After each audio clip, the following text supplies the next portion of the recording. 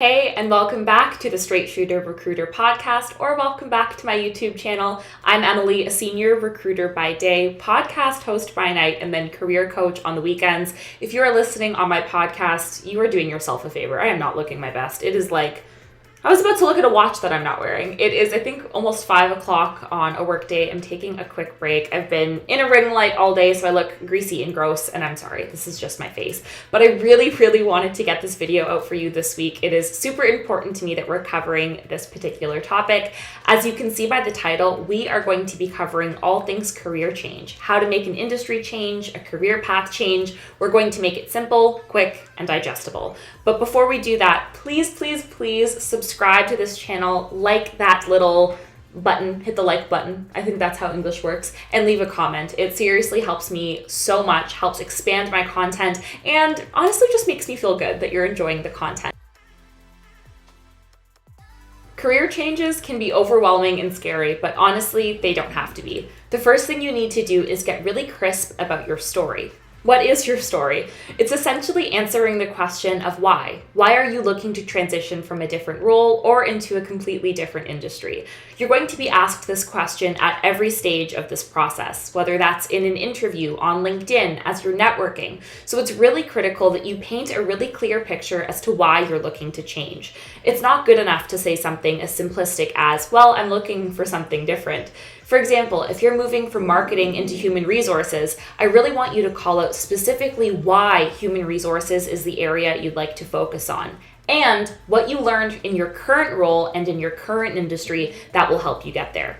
Part of telling your story is understanding that what makes you different is actually your superpower. Your unique set of experiences in your current industry is going to make you so much better at your next job in this new industry. How you tell your story, whether that's during interviews, answering questions like tell me about yourself, or on your LinkedIn bio or resume, it's critical that you're telling the story in a way that's clear. So how do we do that? Well, it's pretty similar to how you would introduce yourself or write your resume or biography in any other case. Make sure you check out these other resources if you need some help with that. But the goal is for you to introduce who you are, what you currently do, what you've learned in your current industry, and why you're looking to move into a different industry. Remember, your secret sauce, your special something, your je ne sais quoi is going to be the things that you've learned in your current industry that you're taking over to the next. I've seen so many people move from accounting into sales. Fundamentally, those are very different roles. However, when people are speaking to me about why they want to move into sales, they're talking to me about how much they love analytics, how they're able to use data to tell meaningful stories, and how, although they love their time in accounting, they're looking for a role that's a little bit more customer-facing and engaging.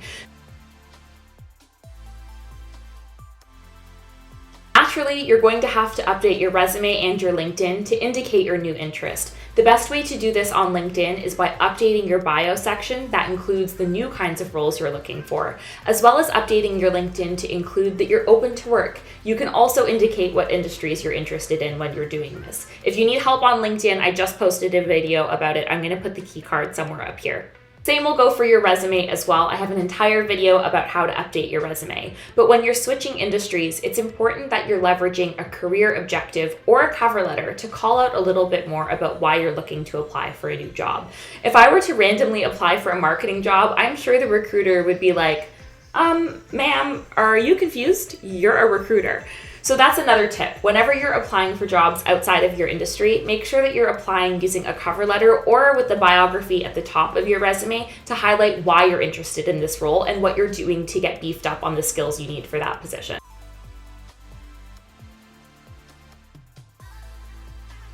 I always say that networking is important, and honestly, that's because it is. But when you're looking to transition career paths, nothing is more important than networking. No matter what, it's always challenging to find a new job. But I'm not gonna lie to you, it's even harder to find a new job when you're going in a completely different direction than you were previously going in. So it's important that you have people in your corner, not only to help you grow and develop professionally, but to connect you to opportunities. So this is where you need to go ham on networking. Network with people who are currently currently working in the industry or in the role that you're really excited about moving into. Set up regular career conversations, identify mentors, and really use this as an opportunity to build your network and ask for help.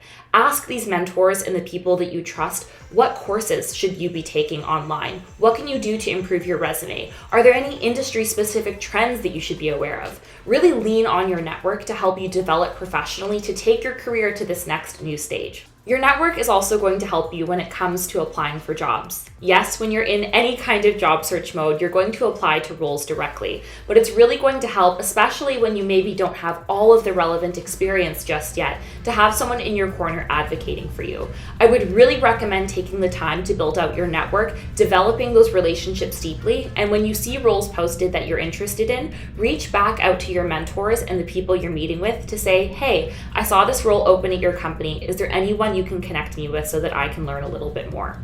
I hope that this was helpful. If it was, please leave a comment, hit the like button. Let me know if you want anything that's a little bit more in depth on this topic. I just wanted to make sure this particular episode was a little bit more digestible and less overwhelming. But if we need more detail on anything, please let me know in the comments. Smash that little like button, and I'll talk to you next week.